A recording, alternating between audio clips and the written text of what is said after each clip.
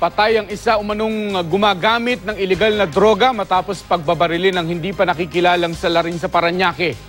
Siyam naman ang arestado sa magkakahiwalay na operasyon ng pulisya sa Tondo, Maynila.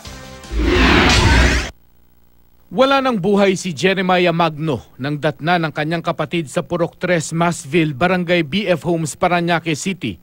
Pinagbabaril hanggang sa mapatay siya ng hindi pa kilalang salarin.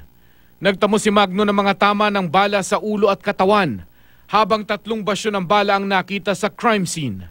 Aminado ang kapatid ng biktima na dating gumagamit ng ilegal na droga si Jeremiah, pero tumigil na raw siya. Iniimbestigahan na ng pulisya kung sinong nasa likod ng pamamaril. Siyam ang arestado sa magkakahiwalay na operasyon ng mga otoridad sa Tondo, Maynila.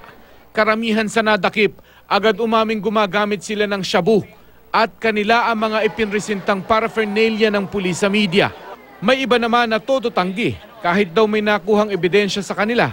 Bukod sa siyam na inaresto, dinala rin sa Police Station 1 ng MPD ang nasa 20 lalaki para i-verify kung may kaso ang mga ito. Sa Santa Maria, Bulacan, patay ang isang hinihinalang tulak ng ilegal na droga matapos makipagbarilan sa mga pulis sa buy-bust operation.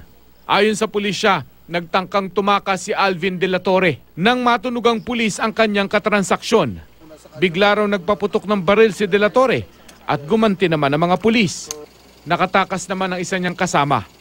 Ayon naman sa kapitan ng Barangay Katmon, kabilang si De La Torre sa watch list ng Barangay Anti-Drugs and Abuse Council.